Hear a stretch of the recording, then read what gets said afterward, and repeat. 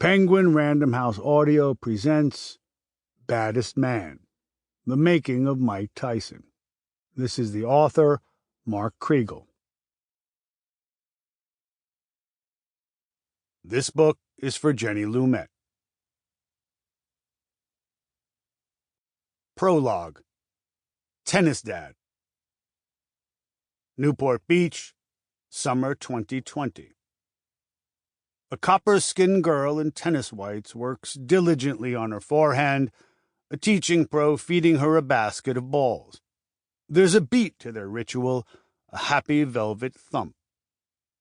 One's gaze can't help but be drawn to the solitary figure in the bleachers. He sits still as a sculpture. It's been so long he may have forgotten how his mere presence inevitably distorts the setting, how things rearrange themselves around him. As the scene is related to me by another young pro, an unmistakable aura emanates from the man in the bleachers. A shimmery gasoline haze, I imagine from the description. Or smoke? Maybe he lit a fatty. No, I'm assured. His was the practiced gaze of a tennis dad. It didn't swivel with the ball, but remained fixed on the girl's determined stroke. She is the sixth of his 7 surviving children. His stance, elbows on quads, clasped hands supporting that great Roman urn of a head, suggests a compact Rodin's thinker. But the elements apparent on closer inspection, that sad slice above the eye, a nose and mouth from which could be cast a mask of Melpomene, and the tattoo that emerges under the shadow of his baseball cap, might evoke a kind of gargoyle. Of course. He was a monster. Not just ours, but his own, too. The tattoo was meant to acknowledge and signify exactly that, a surrender to his supposed fate. But in the years since, his attempted mocking self-disfigurement has become, of all things, a logo, the markings of his brand.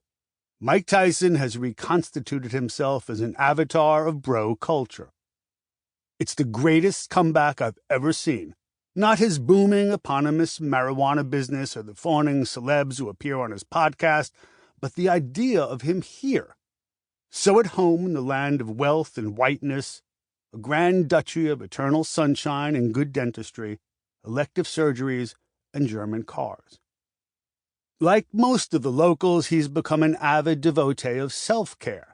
His morning constitutionals take him on a trail overlooking the very edge of America, a vista that soars past equidistant palm trees to the aptly named Pacific. His mental hygiene regimen calls for periodic psychedelic trips on the venom of warded frogs. I don't quite understand what it is that he claims to have seen during these journeys, God or death. But I do know that psychic distance pales in comparison with the vastness he's traveled to arrive here from the point of origin, the place that birthed his dirty shadow self, Brownsville, Brooklyn. In 1988, the year of his first public crack-up, I was a general assignment reporter at the New York Daily News and trying, without much success, to write a novel. It was about a kid, an ambitious thug who makes it big and tries to outrun his fate, which he finally meets with the aforementioned ocean at his back, by the Ferris wheel on the Santa Monica Pier. As my protagonist also hailed from Brownsville, I fancied myself retelling the story of Murder, Inc. as a parable of what would come to be known as the hip-hop generation. Never mind that I didn't have the skill to write such a book, or that today it would qualify as an act of cultural appropriation.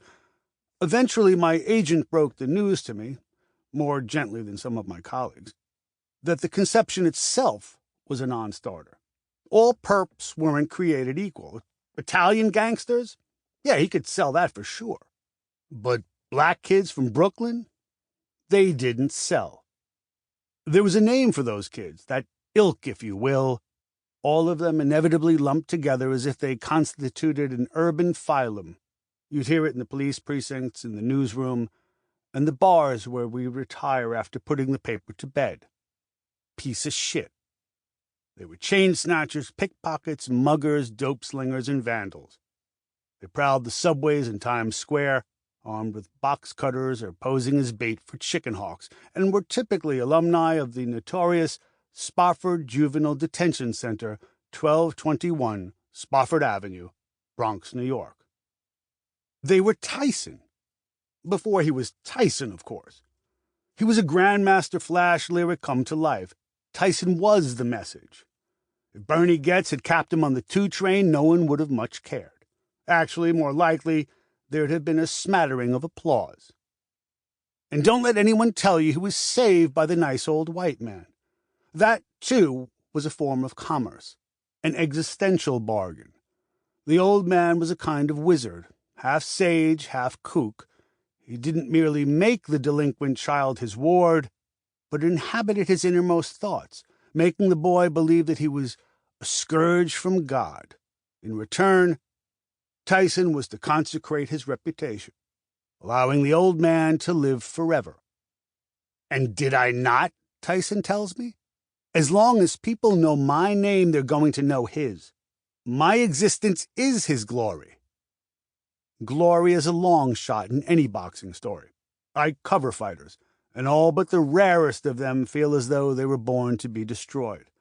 They tend to get used up, physically, neurologically, financially, and spiritually. I don't know if it's because they're typically born into violence or because their craft itself is violence, albeit an artful form. Whatever the case, fighters who end up ruined seem the rule, not the exception. Even as Tyson became boxing's greatest ever attraction, his doom seemed a lock. In fact, before too long, it was the very prospect of impending doom that became the attraction itself. At any juncture in his career, the smart bet on Tyson's mortality was always the under. I've written more than my share of nasty things about Tyson. Many of them justified, some of them not, some of them shameful. But I've also learned it's better to judge fighters not on their record, but by what they've survived. And by that measure, the image of him watching his daughter smashing forehands, so steadfast in her task, grabs at my throat. Tyson has withstood most of the urban plagues, those particular perils endemic to a time and a place, but also the death of a mother and the absence of a father. Incarceration, molestation, booze, coke, boxing, Don King, the death of a child, and perhaps most treacherous of all, fame. His wasn't the kind that got you a good table at Elaine's. Rather, it was a lethal dose of a peculiarly American disease, a form of insanity whose victims include Elvis, Marilyn, and Tupac. But Tyson lives, ever defiant of the prophecy that foretold his early demise. And that brings me, in a roundabout way, back to the kid I tried to invent in 1988. He would make it out of Brownsville, an impossibility, I was assured, only to die at the edge of America. Compared with my stillborn novel, Tyson's was the meanest of fairy tales, full of dungeons and wizards, arch-villains, wicked witches, and fairy godmothers. There would be lion tamers and movie stars, warriors and whores, pimps and spies. And still the erstwhile piece of shit, I mean that with unvarnished admiration, forges ahead. He is at once the victim and the victimizer, a convicted rapist beloved in the age of Me Too, the monster transformed into a tennis dad with a golden doodle, whose morning walks afford him an ocean view. Tyson surpassed my capacity to imagine. Well, not just mine, but ours. His own, too.